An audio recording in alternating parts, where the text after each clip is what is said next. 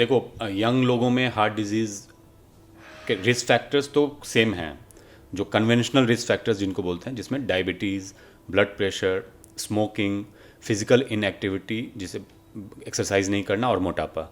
ये पांचों risk factor ये सबके लिए इम्पोर्टेंट है, चाहे वो यंग हैं, ओल्ड हैं।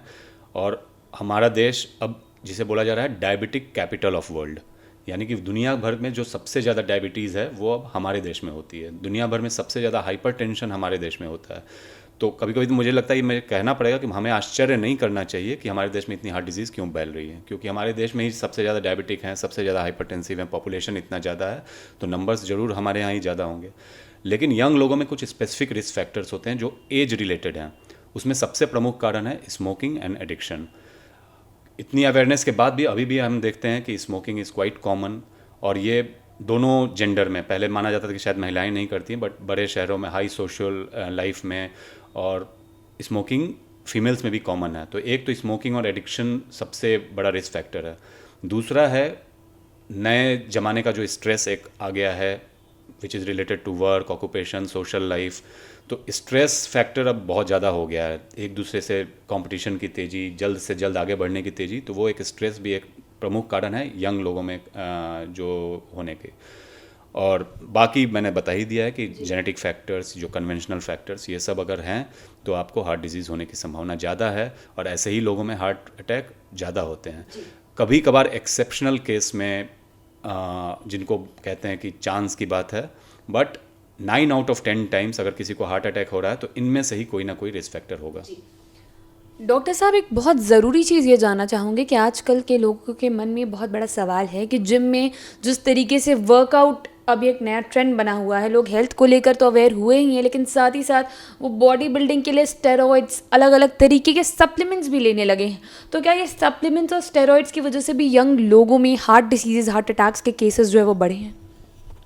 यस, ये एक इम्पॉर्टेंट फैक्टर है जो जिम करते हैं उनके लिए।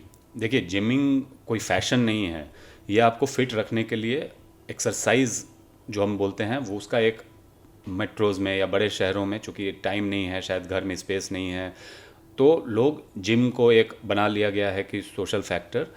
बट जिम में कई बार बॉडी बिल्डिंग के नाम पे या फिट रहने के नाम पे शायद कुछ सप्लीमेंट्स दिए जाते हैं, डाइट प्रिस्क्राइब किया जाता है। तो आपको बहुत केयरफुल रहना है कि जो प्रिस्क्राइब कर रहे हैं आपको वो लोग कौन हैं, क्या वो प्रोफेशनली क्वालिफाइड हैं, क्या वो कोई डाइटिशियन है। बिना जाने आप कभी भी फैट डाइट जिसको बोलते हैं कि नॉर्मल खाना पीना छोड़ के आप उस सप्लीमेंट्स पे आ गए, और किसी ने बताया कि आप प्रोटीन लो, ये पाउडर लो, फलना पाउडर लो तो आप ज़्यादा हेल्दी रहोगे, मुझे लगता है ये बिल्कुल नहीं करना चाहिए। ये सप्लीमेंट्स मैं ये नहीं कहूँगा डायरेक्टली रिलेटेड हैं, बट हमें पता नहीं है कि उसके अंदर क्या है, और कभी कभी स्टेरॉइड्स वगैरह दिए जाते हैं जो कि डेफिनेटली हार्ट के लिए हार्मफुल है। तो कभी भी आप जब जिम शुरू कर रहे हैं तो इन सप्लीमेंट्स और इन डाइट वाली चीज़ों से परहेज करें, अनलेस वो किसी क्वालिफाइड फिजिशियन या क्वालिफाइड डाइटिशियन ने प्रिस्क्राइब किया हो आपके इंडिविजुअल के लिए। आपके दोस्त ले रहे हैं इसलिए आपको भी लेना है, इस कंसेप्ट से बाहर निकलना होगा। हर आदमी की बॉडी अलग होती है, हर आदमी का जेनेटिक ब्रेकअप अलग होता है, तो कभी भी फैशन के नाम पे आप फॉलो नहीं करिए। आप ज़रूर किसी डॉक्टर, डाइटिशियन, क्वालिफाइड आदमी से सलाह लेकर तभी इन चीज़ों का सेवन करें।